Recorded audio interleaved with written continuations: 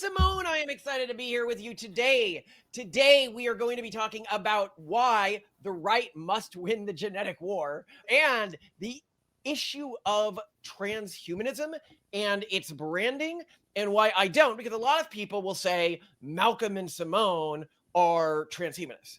And this is not a title that I personally adopt at all. And we also need to define transhumanism, because I've heard it used in so many different ways. Like that one woman, when we did a radio interview with her, was like, the vaccines are turning people into transhumanists because they're like machines in them or something, like so microbots. The broad, we'll talk about what like real humans mean when they're not using it in a conspiracy theory context. Okay. This means attempting to improve humanity through science. But the reason people can be like, that seems like you're saying, but in a gay way. That is what transhumanism is.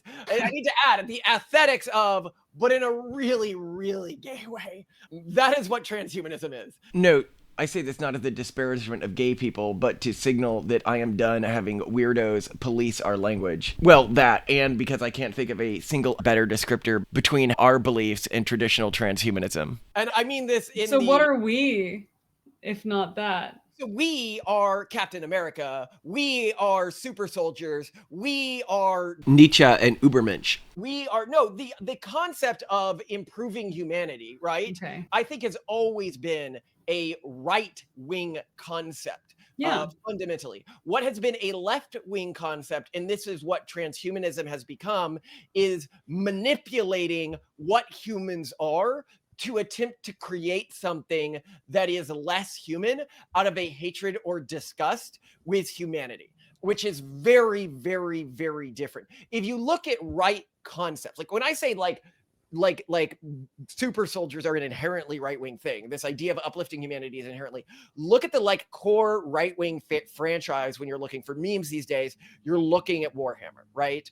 Warhammer is a religious human empire where the key player is the space marine, this genetically augmented, like 12-foot tall super soldier. You got your like Primaris Marines, which is like a different variety, and you got the, all the Primarchs and there is nothing inherently incompatible with this. And when I talk about the Nietzschean perspective, what I mean by this is when you live in a world that is currently within a dysgenic spiral, and we are right now, you can see that the two genetic clusters, like if you do a genetic scan on humans and you are looking for the genes that associate with what are most associated with a higher fertility rate, there are two things that stand out. Obesity and low educational attainment, right? Obesity, yes, obesity and low intelligence.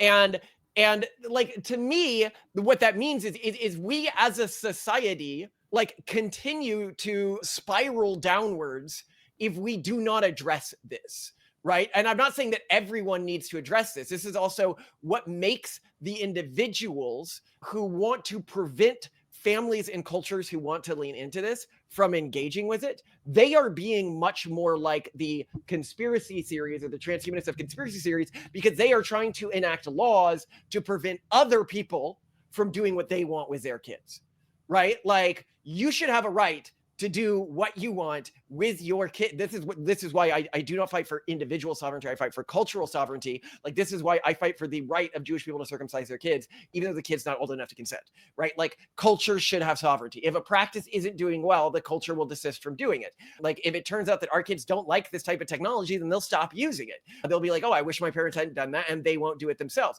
But the problem is that when you are in an active dysgenic spiral, both around health outcomes, and we see the disgusting amounts of obesity within our society now, and of low health, you got to ask yourself, will we enter the 22nd century as a nation of men who can't run a mile or fight a war? Because this is the problem. Like, the army can't even recruit people because they can't fight these people anymore. Well, I actually think they finally are turning around, thanks in part to people like Dan Driscoll being appointed.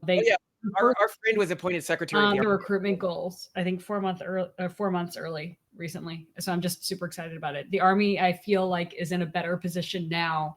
Well, I mean, Dan Driscoll's the boss. I don't know how we haven't mentioned that in the show, that we're longtime friends with the Secretary of the Army. But anyway, he's a cool guy. So until recently, though, bad, not good. Now I've got hope. Yeah, I mean, so if you look at like the transhumanism, when I say like what I mean by this is it's left coded biotech, which focuses on sort of dysgenic, decivilizational ends like sterilization, gender confusion, aesthetic mutilation. Making things Hmm. uglier, making things like they want to make things that are less human than us, whereas we want to make things that are more human. Like the idea of taking a human today and building America where the men are all, well, not all because it's a family thing, but you have a lot more men who, because of family choices, are 7 feet tall, ultra fit, ultra intelligent, but also because these things are associated with genetics. If you raise IQ, what are other things that happen? You lower the probability that they will rape someone dramatically. These things are really highly correlated. You lower the probability that they will commit a crime. You lower the probability that they will do any number of like negative societal things. So already the way this is being practiced is not making these types of like amoral weird science experiments like you have going on within the trans movement. What you have is the creation of an ultra American, ultra patriotic potential future.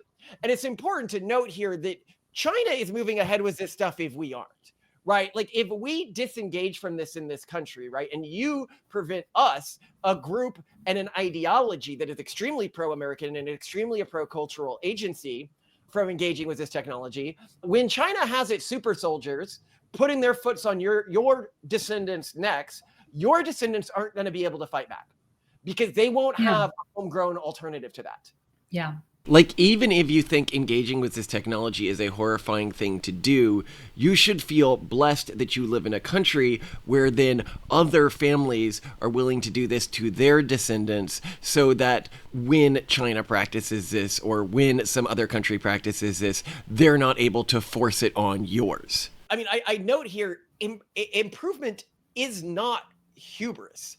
It's a moral imperative. The idea that people would be like, oh, it's hubris to improve yourself. No, it's not hubris to improve yourself. What a left-wing idea, right? Like, what a fundamentally commie perspective. Well, also, it's such a like historically common thing for people on both the individual, family, but then larger town and larger country and nation, whatever level, has focused on intergenerational improvement. This concept of not liking like, it. but we're not for then. We are meant to be stewards of our body as much as we are stewards of our spirit. And then there's individuals who will come and they'll say, well, yeah, but that means that you can't in any way augment your body. And it's like, but we do this all the time already. We do heart valves when a person gets sick. We do glasses when a person can't see well enough. We do direct genetic therapy when people have things like cancer. The people who are like, oh, you shouldn't be able to make yourself more fit through genetic alteration because that's a scientific technology, are shooting up steroids so that they look buff as influencers. You know what I mean? It's like, that's the same thing, right? Testosterone therapy has gone up hugely in the past 20 years. Yeah. Well, I mean, it's this idea, and this is why I attack this concept of transhumanism more broadly, is transhumanists, from my perspective, make monsters. And we want to build the superior man. And the superior man, when I say superior, I mean superior from my own family's perspective, right?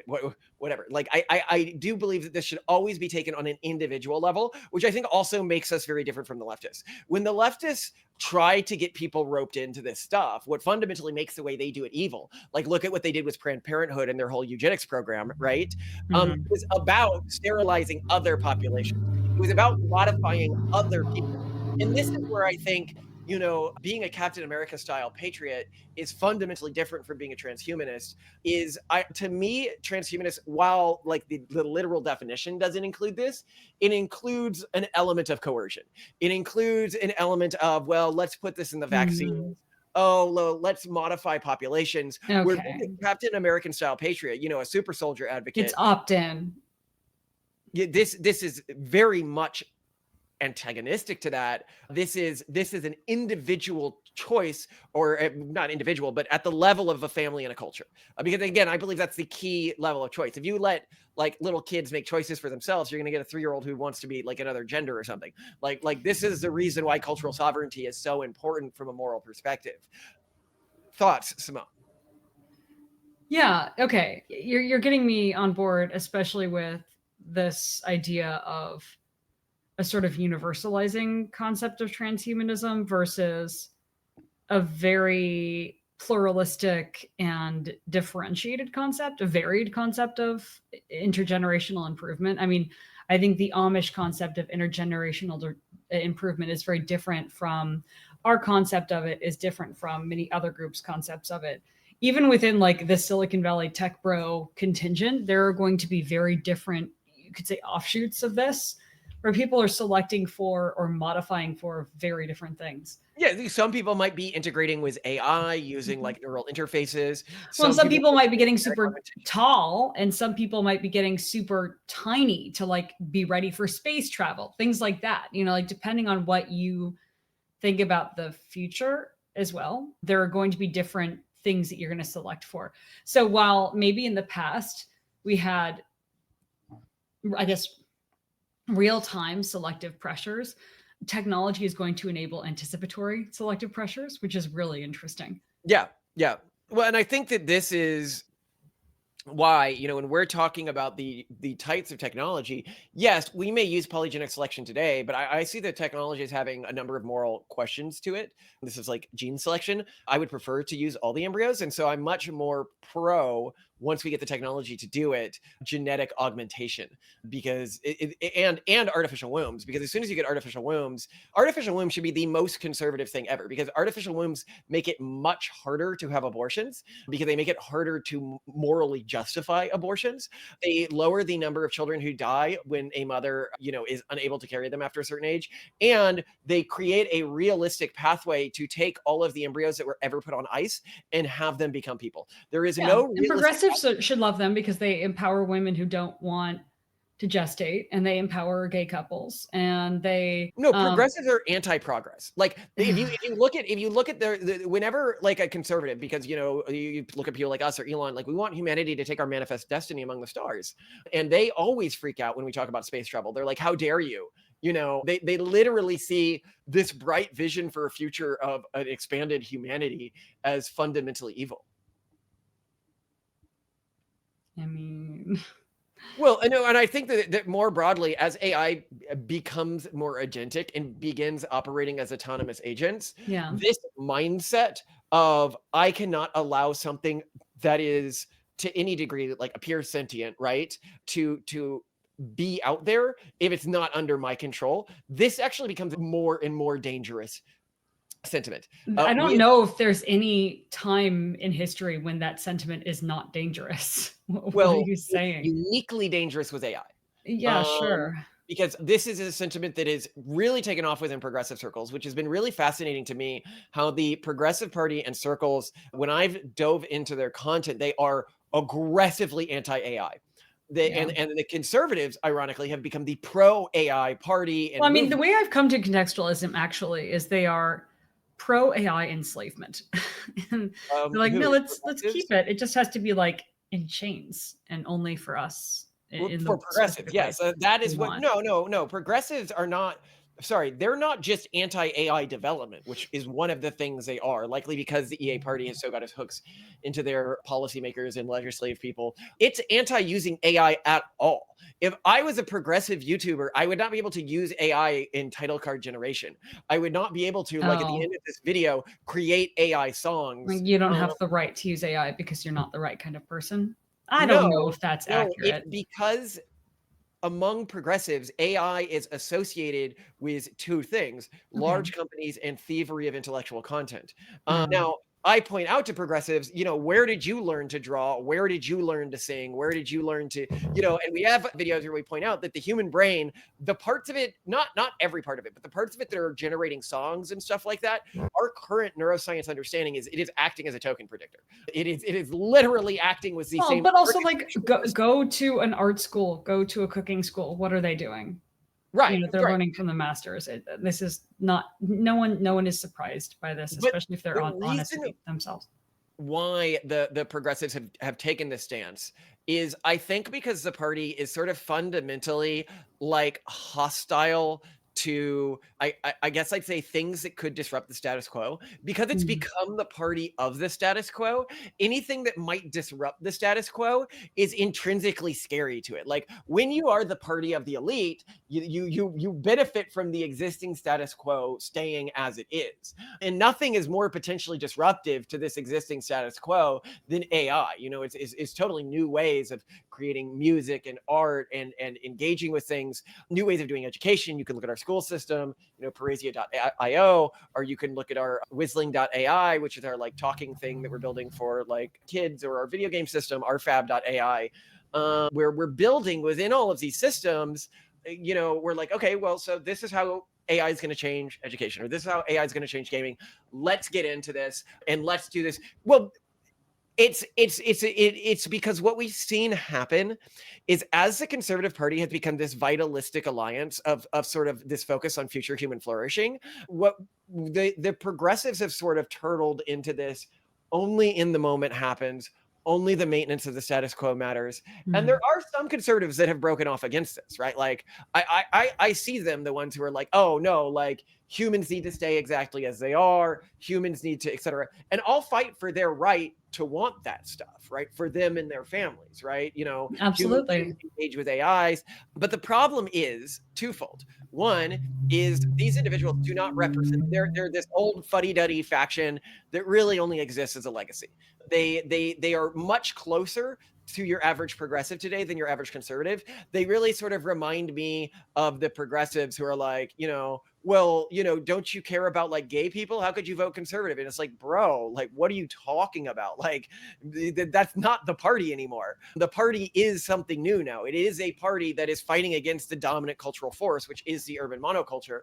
And what's cool is now, because of that, it's able to bring back these historically conservative ideas around concepts like human improvement, right? Like the super soldier, like the Ubermensch, like, bro, why are you trying to make Americans weaker? Like, why are you for that? If you like know dysgenics is actively happening, why are you actively encouraging it, or preventing, not even actively preventing, the people who want to do something about it from doing anything?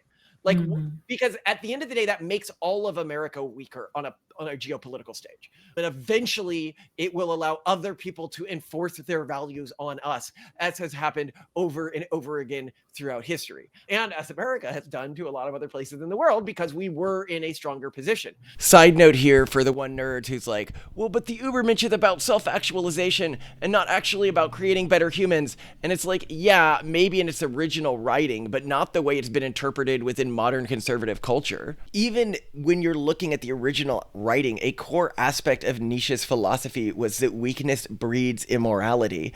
And so it confuses me why a portion of the modern right so fastidiously clings to weakness. And they'll be like, well, no, it's just avoiding certain forms of self-improvement. That's weakness, especially when you are in a dysgenic spiral. And I note here this concept of improvement is not hubris. Like improvement is at the very core of the conservative movement, right? Like the idea that I, as a man, should be going to the gym if I've allowed myself to get fat and gross looking, that I, as a woman, should make sure to wake up early and learn something new every day. If somebody was telling you this stuff, you'd be like, oh, that's a conservative influencer.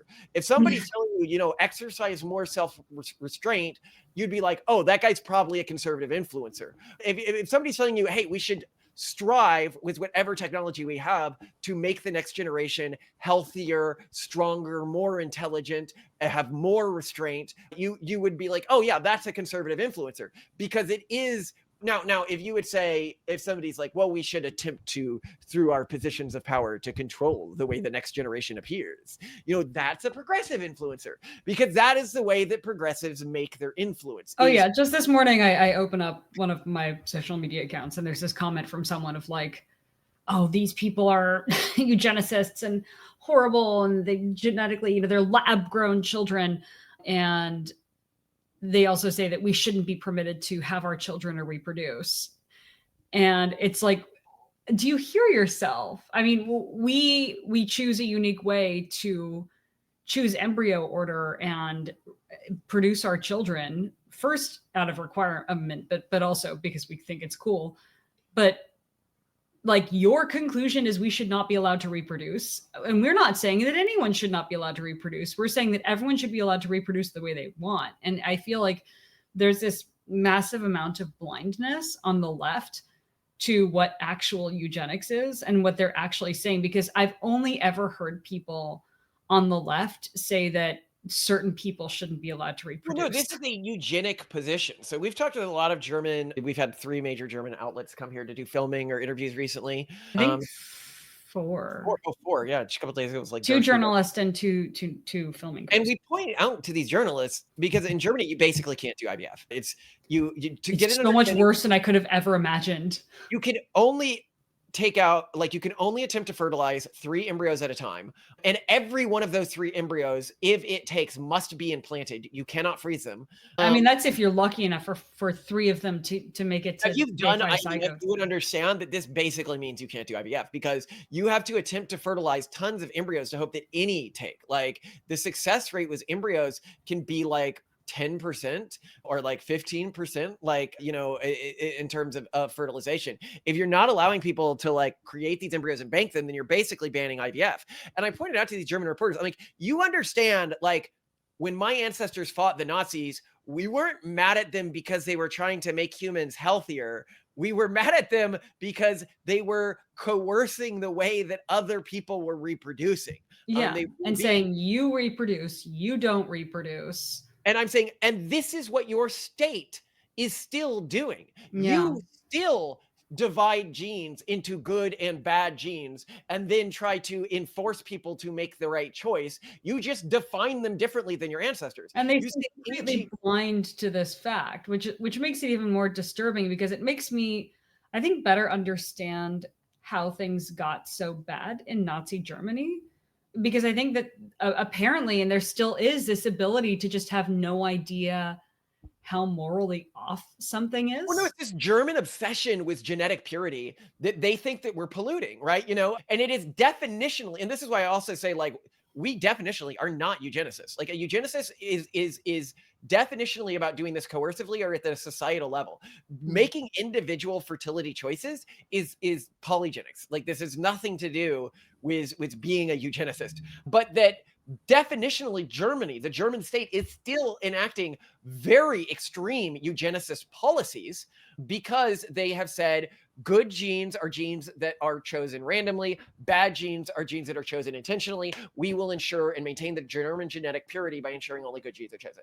I'm like, that functionally, because we believe that we have a duty, like a theological duty, to make the next generation better than the last, right? Like, to improve ourselves, to make ourselves better every day. Like, I think that is the core thing of what we are sent to earth to do, is to improve ourselves daily and to help improve the next generation. And given that, right, we see this as a theological duty. So we are functionally sterilized by the German state. If we lived in Germany, we would be functionally sterilized in our religion, which is a registered religion in the United States, like approved by the US government now. The Techno-Puritan religion would not be legally allowed to exist within Germany, simply because we believe in intergenerational improvement, like that we want to make humanity better. And I see that as like fundamentally gruesome. And I pointed out to, I'd be like, when Germany becomes a Muslim majority country, we will be allowed to do this, because IVF is not banned under Sharia law. So, to be honest, I feel a little conflicted giving you guys any good advice, because I and my family and my people are better off if the Germans go extinct. Well, who cares? They're not going to take it. They're not going to take it, but it has a higher chance of going viral now that I'm on record being like, I don't, F Germany. Like, you guys go extinct. Like, I do not care, because your people are so vile that even after the war, you were unable to realize it was not the making humans better that we were mad about. It was the coercive reproductive stuff. And to point out how strongly I mean this, the core element of America propaganda throughout the war, the face of the anti-Nazi movie was always Captain America. And Captain America was a human who, through science, was made better. That is the heart of what Captain America is. That is the heart of what America stood for in our opposition to Nazism, which is self-improvement, but not in this let's make something that's different from humanity way. Let's make something monstrous way. Let's make something that better represents our cultural values than we are able to do today.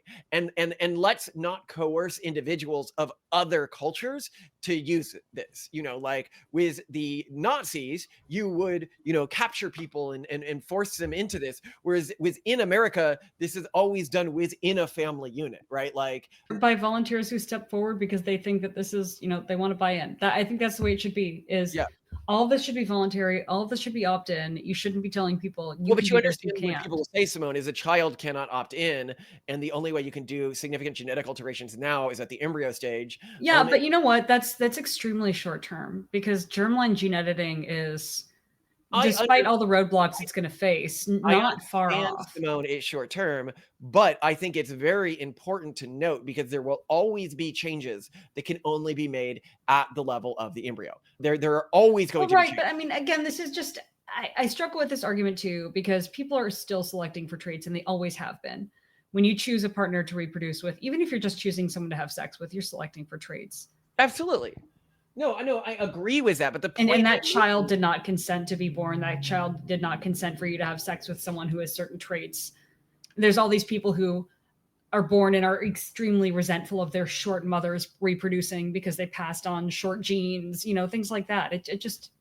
I think you really highlight an important argument here, which is the individuals who make this argument are basically making the same argument antinatalists make, which is to say, oh, well, your son didn't consent to be created through genetic selection or did not consent to be gene augmented. But I was like, yeah, but that is part of who they are, and they are who they are today. And now they can consent to, they can decide they don't want to exist anymore. Mm-hmm. Like a person can always decide to not exist, but they can't decide to be brought into existence.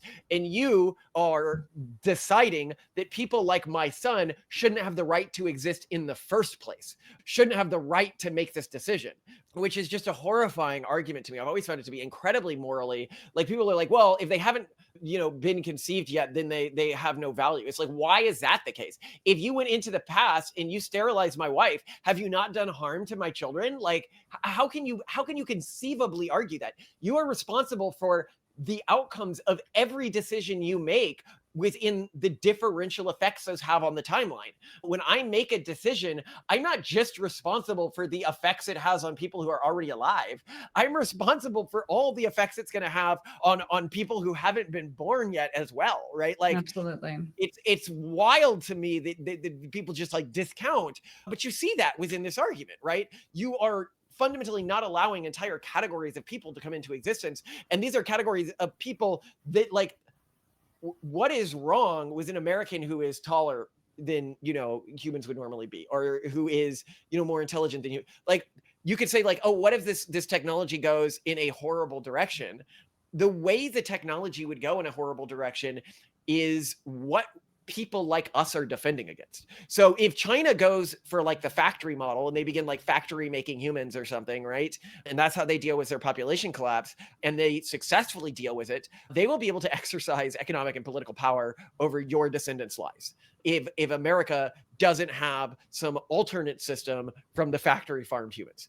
So the doing this from the perspective of cultural sovereignty is the only way the other groups maintain their cultural sovereignty. You need some allies who are engaging with this. And I note that the people who are doing this from the perspective of individualism, like our family, right? Like this extreme degree of cultural sovereignty, they would have no reason to mess with you or your descendants. Why would I or my descendants benefit from forcing this technology on your descendants when through not doing that, they can outcompete them? Yeah. This is how if it imparts a competitive advantage, people are going to want to just do their own thing. This is how the conservative mind versus the progressive mind works. Yeah. The progressive mind works by trying to engineer society to be the way you want it to be through coercive laws and everything like that. The conservative mind says, oh, well, if this does work and do good things, then it's going to spread in usage. If it doesn't work, if it does bad things, then it's not going to spread. And you'll get these ridiculous arguments like, oh, well, what if humans become too genetically similar because of this? Bro, of the high fertility families, only like 3% are going to use this. Like, it's not. This is one of my favorite things about our pluralistic accelerationist genetic approach. Like everyone take wildly different approaches to fertility and reproduction, is that it will vastly increase the diversity of humanity. Right now, people are able to choose among the traits that humans have now. And as things get more advanced, there will be entirely new skin colors, eye colors, hair types, body shapes, body parts that you won't see anywhere else. We're going to have a vastly more diverse population and varied population than we have now. And I want that because one of those traits might end up being really useful. I was just reading about this insane bacteria found pervasively in dirt that's extremely resistant to radiation. That could be very helpful for space travel if we manage to integrate some of that into our DNA. Like there's so many cool things that people can adapt and evolve that I want to see happen. And if you claim to be in favor of variety and plurality, why would you not encourage weird families to pursue? But they are not. So you've got to understand, some conservatives are genuinely concerned by plurality.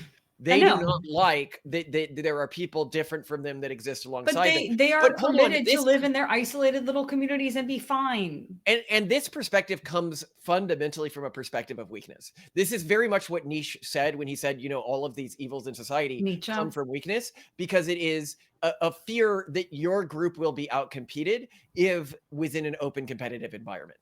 And so what I find like the modern conservative fights for is real open and fair competitive environments. Mm-hmm. What progressives fight for is rigged environments or exclusionary environments. I was just reading something about, the focus being on equality of outcomes, which is, it's just not going to produce a very healthy world. If no matter what you put into something, you're all going to end up with the same outcome. I just can't believe that there are people who are arguing for things like equality of outcomes. No, it is really silly.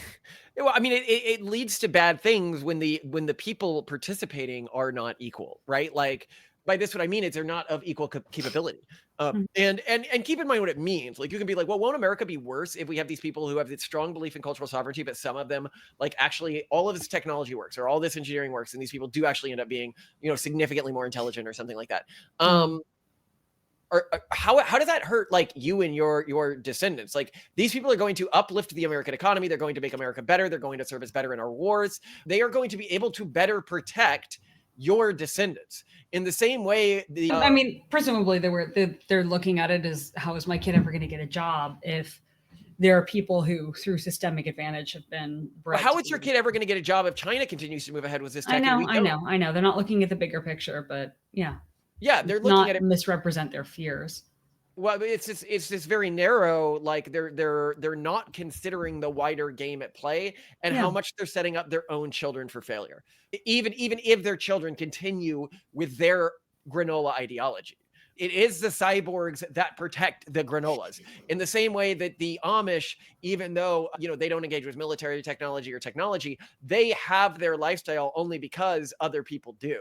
Like, only because, the other cultural groups in America are willing to go out and fight and die so the Amish can live their lifestyle. Because if the police were not defending the Amish, people would just take their land. People would just take their houses, right? Like, well, and that became an issue with some Mennonite settlements in Mexico when gangs went crazy, which is why many of them moved on to Argentina and other places within Central and South America.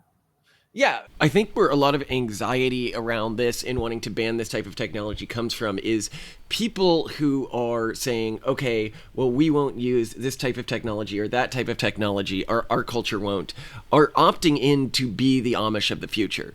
200, 300 years from now, if their descendants actually hold to their technological limitations, they are going to look dramatically technologically undeveloped when contrasted with neighboring cultural groups. But unlike the Amish, they want to try to force everyone to be as technologically underdeveloped as them, because they don't like that this is the inevitability of their decisions.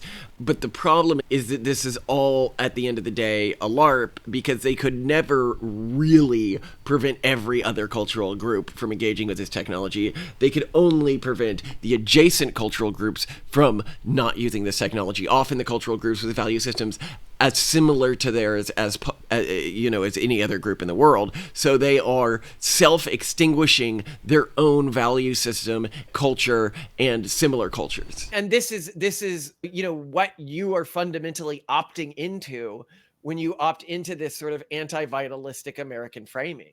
Mhm.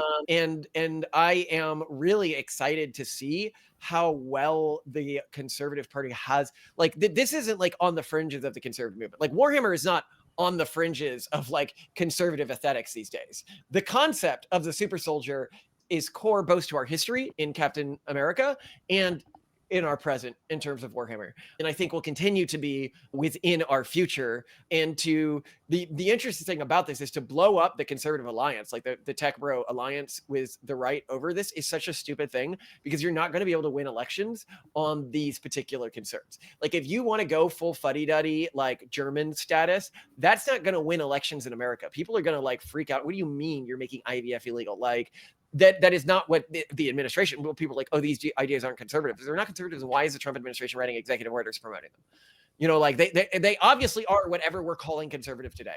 They might not be what was conservative in the 90s, but today, this is a party of weakness is immorality. Like, let's work to improve ourselves and our country and our society every day and in every way we have access to, so we can beat those bloody Reds in the face, because the Reds aren't just in Russia anymore. They aren't just in China anymore. They're right here in our schools, controlling our companies. And so this isn't a war between super soldiers America against the Chinese. This is a war against the American family, the true red, white, and blue American family, against the corpo overlords, the commie corpos. It's funny that these two groups somehow joined up, but I guess it always makes sense. Raising barriers to do business is going to help the big corporations. And if you're like, well, what about Elon? The spat he's having with Trump, does that break up the tech right alliance? And it's like, no, that has like nothing. Elon and Trump were always the type of people who were going to get in a fight. It is shocking that their relationship lasted as long as it did, and we are blessed that it lasted until after Elon had already left the government and Doge was already operating independent of him. It's so that, the good work of that department can be completed. My little brother worked for them, so I'm really glad that they're doing what they're doing. And that Elon and Trump were able to get along for as long as they did. But the Tech Right Alliance is not dependent on their relationship. Elon is not king of the tech bros. Any closing thoughts, Simone? Captain America transhumanism. We need a proper name for it. I don't know. Well, I also think what's really Captain funny America accelerationism is these Captain America accelerationism is pretty good. Yeah. Or bioaccelerationism, a term that I frequently use, is you have these people who, because there are these old like pearl clutching conservatives that don't really have that much cultural power anymore. The reason why they don't is because we realize that pearl clutching could be used by the left to control us. And so the moment we realize, oh, that's offensive, like, oh, don't be too whatever. A lot of them, they still exist in places online, and they'll try to like shut down things like AI art or music or stuff like that. And you see them all over the progressive space, but you still see a trickle of them in conservative spaces. And they like, I want to like be honest with you guys. You guys look so buffoonish. Like, we know from the big study that was done on this that people who say they don't like AI art, when they don't know it's AI art, they prefer it. So what that says to me is that this position that you have, where you're talking about how horrible everything done by AI is a completely performative position done likely because you think it somehow positively augments your status. And all the AI slop I've seen really is human slop. Yeah, it's what a person with bad AI skills and taste has created. So I don't know, man. No. But these individuals, they believe they are, when they post this, either they're trying to like positively augment their own status, they're trying to look more conservative, but within a system that doesn't value what they're doing anymore. I mean, the party has moved past that. Like, we're the party of like anime and Shinzo Abe now. Like, grow up, man. Like what we realized is pearl clutching could be used, and not just to enforce good cultural values, but to restrain humanity from continued vitalism and improvement. And just as you are attempting to do, right? Like to restrain our country's potential greatness. And that is why we're just like, yeah, whatever. Like I do anime, I do AI in all things. I have my kids stocked with AI stuffed animals with like our whistling.ai app, and I give my kids to AI Socratic tutors with Parasia.io, or like, come on, man. Like I even made a new AI like book. We're leaning headfirst into the future to whatever extent we can. Even outpacing some of our most future-forward friends. We gotta get them back on board. So let's do it. Yeah. Let's keep going, Malcolm. Thank you for not being a Luddite about this. It's just our family is so lean into all of this. Like you. Every day, I feel so thankful that I don't have a wife who's one of these pearl clutchers. Gosh, it would be, just to like be in a relationship. I don't know if anyone is in a relationship like that. I'm curious to hear what it's like, where one of you is an accelerationist and one of you is more of like a let's go no screens. I don't believe in this tech, because I think it would be a lot like one believes in corporal punishment and the other one doesn't, or one's really permissive and the other one's not. Like that level of misalignment could be just so fundamentally stressful. I'm grateful to you for not being that. Thanks, Malcolm. Yeah. I appreciate it. When it does show that like the reason I think like the backwoods culture or the greater Appalachian culture, which we come from, has been more open to being pro this stuff, is because it's always been sort of a culture of trolling. And always sort of a culture of the moment somebody goes out and tries to like control the morality, like, oh, do this and do this, or you're doing it the wrong way. I think it was the very fact that so many people went out there and started doing that around AI and started doing that around anime made this culture lean into all that. To be like, yeah, whatever, man. Like, if you say it's terrible, like I want to at least engage with it, see what it's like, and then I do it. I'm like, hey, if I can post this and annoy somebody who's a pearl clutcher, like, of course I'm going to do that. Right. Like, because one, countries who don't engage with this stuff are going to be made irrelevant in the context of civilizational history. Yeah. And that's just like obvious. Like I don't understand how you could argue anything else. And so like, why are you arguing for weakness and irrelevance? Yeah, I mean, you can either be a footnote in history or you can represent the future. It's your well, yeah, and I think that's what these people fundamentally, they're representing in the same way progressives do for weakness, because they see cultural value in weakness. Yeah. But anyway, I love you to death, Simone. I love you too. The flesh is soft, the blood is thin, but in this forge the strong bend. Not gods, not ghosts, just sharpened clay, refined with each relentless day. You speak of love, I speak of line, of blood distilled to cut through time. No rotting kings, no deathless worms, just sons reborn in stronger forms. You want your ghost to whisper low, I want my legions built to grow. Not endless life, but better birth, a rising storm to flood the earth. Blood must build, not stall or sleep. The mountains high, the valleys deep. We climb with fire, we fall with pride, so stronger hands may stem the tide. You beg for peace, I call that theft. You had your chance, there's nothing left. The weak inherit open graves. We raise the kind that cannot cave. Not gods, not ghosts, not endless night, but generations honed to fight. Your future ends in sterile tears. Ours marches loud for 1,000 years. No teardrop serum, no glass dome, no cowards upload far from home. I forge the blood that grips the knife, that burns a tribe through pain and strife. Blood must build, not stall or sleep. The mountains high, the valleys deep.